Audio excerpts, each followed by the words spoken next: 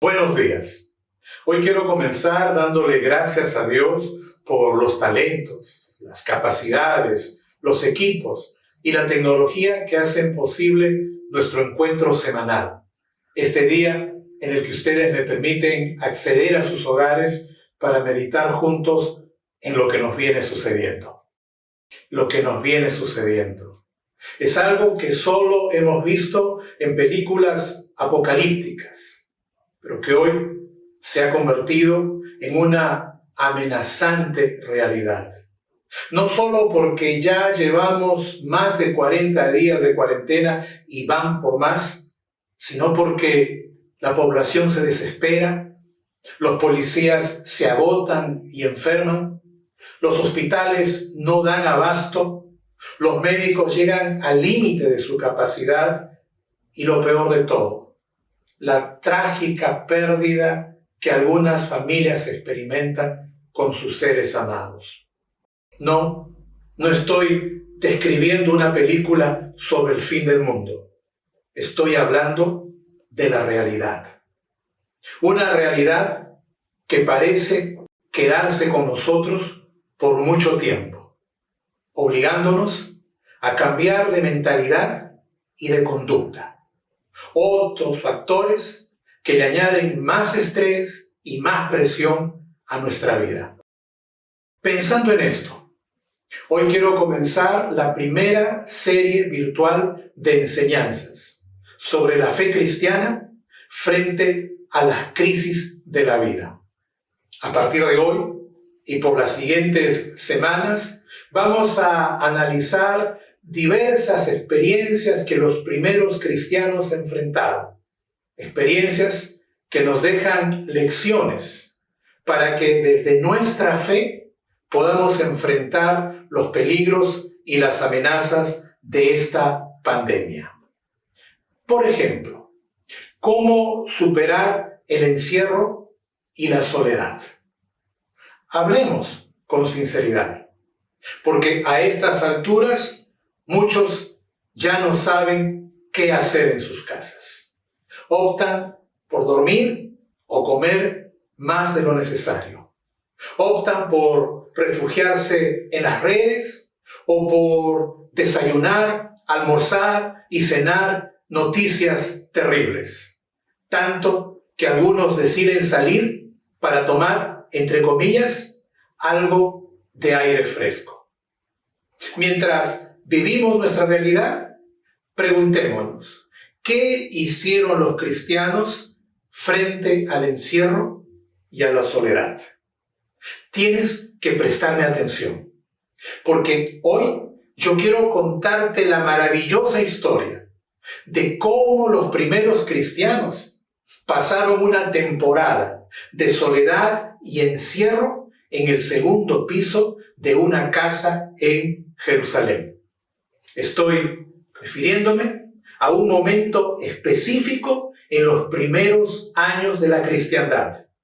Un momento que va desde cuando Jesús ascendió para ir al cielo hasta el día de Pentecostés, en que el Espíritu Santo vino para quedarse. En ese lapso de tiempo, los cristianos experimentaron verdadera soledad. Los primeros cristianos se quedaron completamente solos.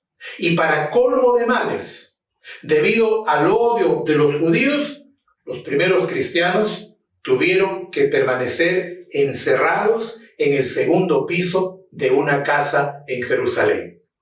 Es decir, nuestros primeros hermanos, al igual que nosotros, sufrieron de soledad y encierro. La pregunta es obvia. ¿Qué hicieron? Si lees los 2 primeros capítulos del libro de los Hechos, descubrirás que básicamente hicieron 3 cosas. En vez de entristecerse por la partida, ellos recordaron los momentos agradables que vivieron con Jesús. Número 2, en vez de caer en la desesperación del encierro, ellos optaron por trabajar en la oración. Y número 3, en vez de perder el tiempo, se enfocaron en resolver los problemas que habían quedado pendientes. Para expresarlo en 3 palabras, frente a la soledad y el encierro, los primeros cristianos optaron por agradecer, orar, resolver. Vamos palabra por palabra. La primera palabra es agradecer. Pensamos en ella mientras consideramos que la partida de Jesús al cielo produjo tristeza y confusión en los discípulos, tanto que fue necesario la aparición de 2 varones para hacerlos reaccionar. Los hicieron reaccionar con una pregunta: ¿qué hacen mirando al cielo? Los hicieron reaccionar con un argumento: este mismo Jesús que ha sido tomado de entre vosotros volverá a venir otra vez tal como lo habéis visto ir al cielo. Ahora bien, hay que ponernos en el lugar de ellos, porque ante la partida, lo más fácil hubiera sido llorar y exigir que regrese inmediatamente. Tenían razones para pedirlo. Amaban demasiado a Jesús, necesitaban su presencia, no podían imaginar la vida sin Jesús. Lo interesante es que Lucas nos cuenta que cuando esa escena terminó, ellos regresaron a Jerusalén con gran alegría. ¿Qué pasó? Creo que los discípulos comenzaron a vencer la tristeza cuando recordaron tantos momentos felices vividos junto a su amado Señor Jesús. Es decir, a medida que los recuerdos se fueron produciendo, la tristeza se dio paso a la alegría. El temor retrocedió ante las promesas. Y en vez de llorar, ellos comenzaron a dar gracias por todas las bendiciones recibidas. Por favor, toma nota de la siguiente declaración. La gratitud es el primer paso para vencer la soledad y el encierro. La gratitud es el primer paso para vencer la soledad y el encierro. Creo que esta es una verdad que debemos traer a nuestros días. Mientras seguimos permitiendo que las malas noticias alimenten la soledad y el encierro, lo único que vamos a lograr es más depresión y más ansiedad. A propósito, unos días atrás se publicó un informe demostrando que más del 52% de personas han sufrido algún episodio de ansiedad durante esta cuarentena. Así que, con todo el corazón, permíteme un consejo. Tienes que vencer la soledad con gratitud. Gratitud.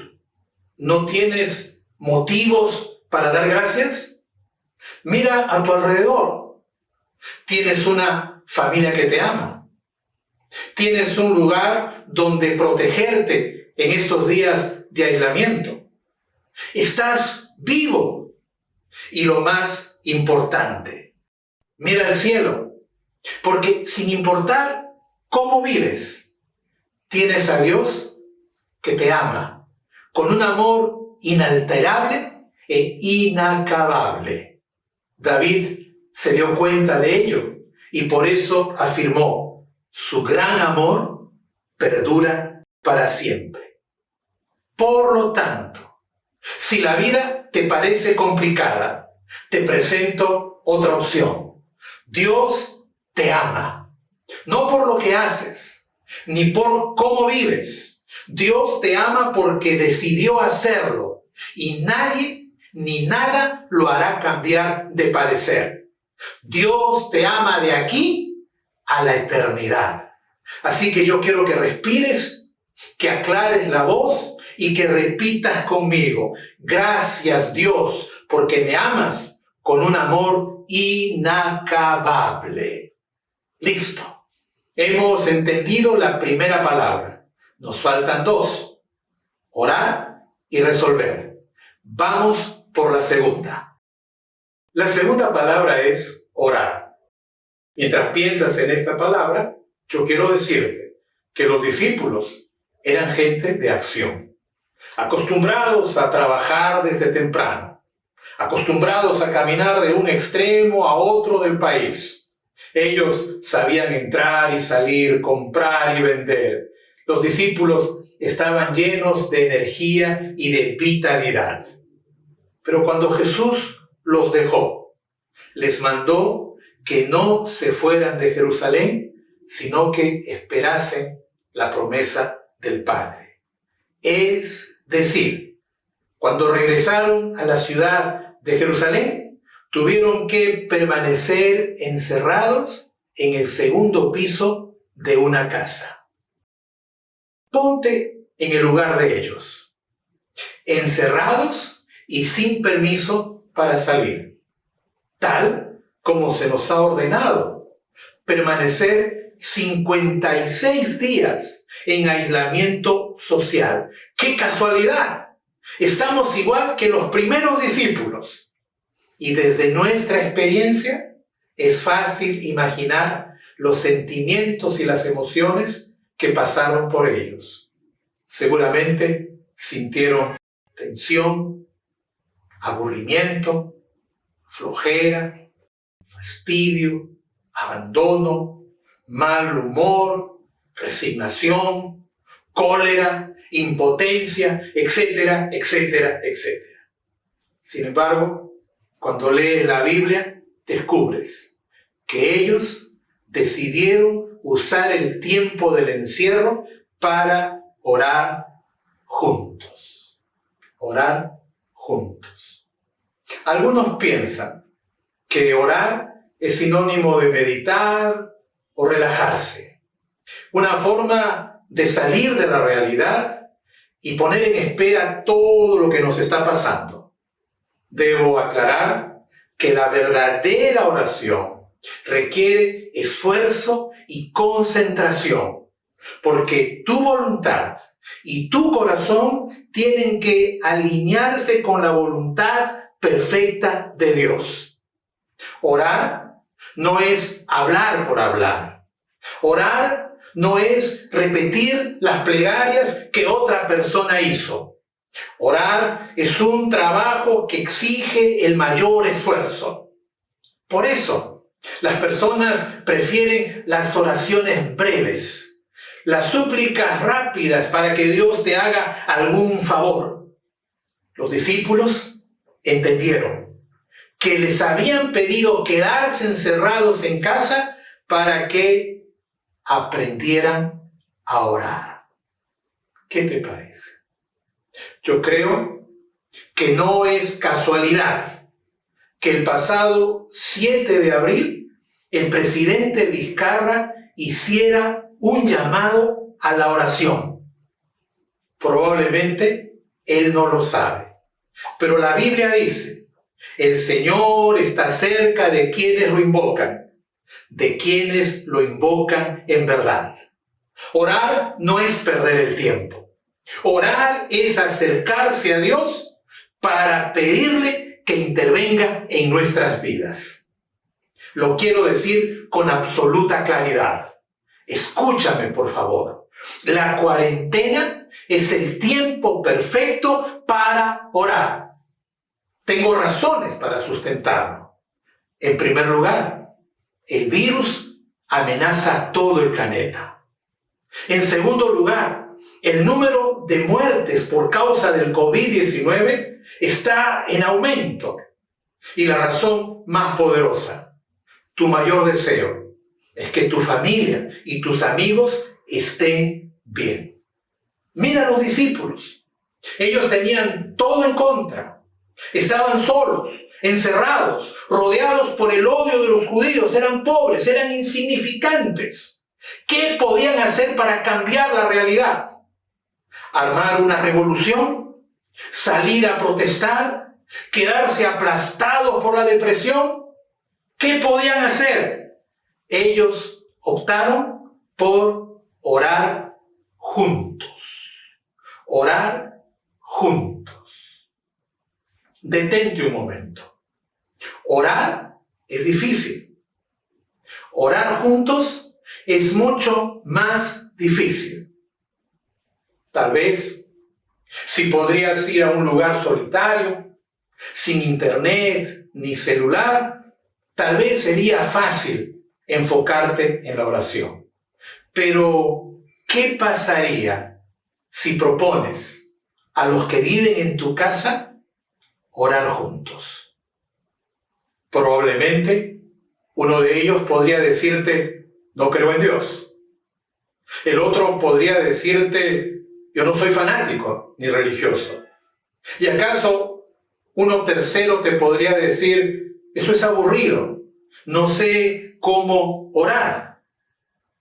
Ahora, yo quiero que mires a los discípulos, porque sí, orar es difícil, pero los discípulos, aunque el espacio era incómodo y pequeño, y aunque se percibía la tensión en el ambiente, decidieron orar juntos porque no tenían otra alternativa para solucionar sus problemas. En pocas palabras, las circunstancias los obligaron a orar juntos, tal como nos está sucediendo el día de hoy.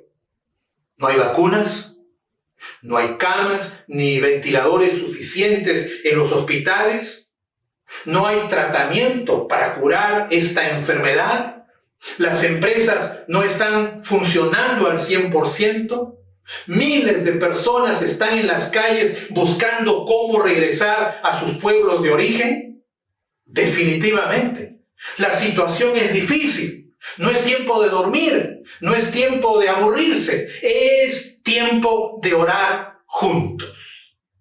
Y yo vengo hoy para hacerte una propuesta sencilla. No tienes que ir a un templo. Simplemente junta a tu familia. Diles que van a conversar con Dios en sus propias palabras.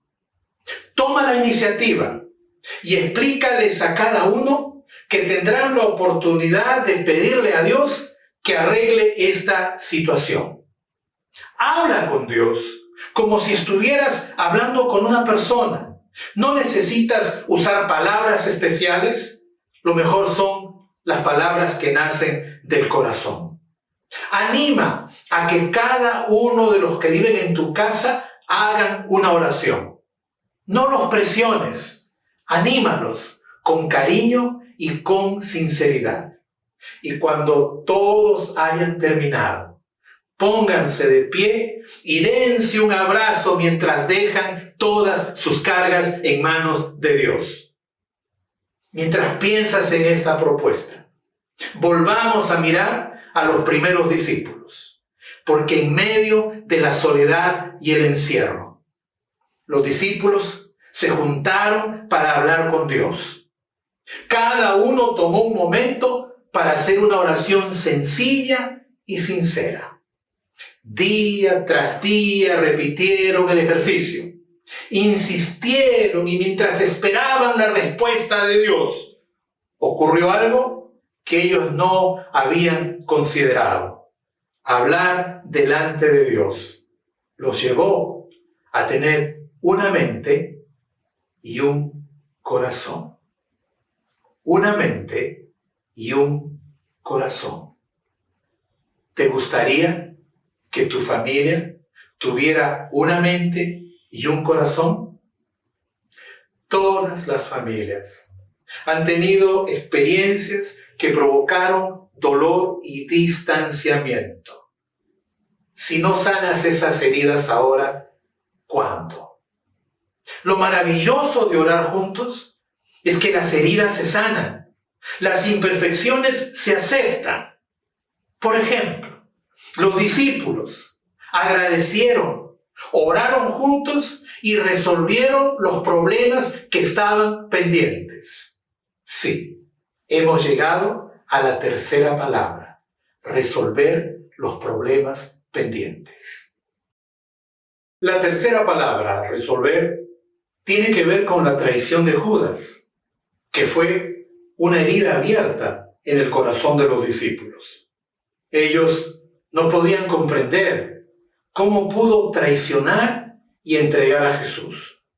Pero después de orar, se dieron cuenta de que todo era parte del plan divino para redimir a la humanidad. Se dieron cuenta de que Dios nunca perdió el control de la situación, que había que aceptar el error, que había que echarlo atrás y continuar hacia adelante. Esa es una lección para nosotros, porque hoy quiero decirte que nada de lo que sucede escapa del control de Dios. Es más, quiero que lo escuches. Solo Dios tiene la capacidad de convertir la tragedia en bendición. Para que eso suceda, tienes que poner tu vida y la vida de tu familia en las manos y bajo la autoridad de Dios. Es decir, la primera oración tendría que ser una invitación a que Jesús venga a vivir contigo. Es más, durante todo este tiempo que les he hablado, Jesús se ha parado a tu lado y en este momento te dice: mira, que estoy a la puerta y llamo. Si alguno oye mi voz y abre la puerta, entraré a él y cenaré con él y él conmigo. ¿Entendiste? Jesús quiere participar de tu vida. Jesús quiere acompañarte durante estos días de encierro y por el resto de tu vida. Jesús quiere escuchar cada oración que hagas y quiere responder conforme a su poder y a su amor. Pero todo comienza cuando tú personalmente le pides que venga a tu vida y que se convierta en tu Señor. Así que hoy yo quiero hacerte una pregunta. ¿Quieres invitar a Jesús? Si quieres hacerlo, tienes que prepararte para una oración. Entonces, allí en tu lugar, si tú quieres invitar a Jesús, tal vez yo pueda ayudarte con la oración. Podría decirle algo como: Señor Jesús, hoy quiero invitarte a que vengas a vivir conmigo. A partir de hoy, te reconozco como el Señor de mi vida y hoy te prometo que te seguiré por el resto de mis días. Amén. Amén. Sé que a estas alturas debes tener muchas preguntas y me gustaría que podamos estar en contacto. Probablemente podrías unirte a uno de nuestros grupos de oración. Solo tienes que enviarnos un mensaje por el WhatsApp o el Facebook o el Instagram.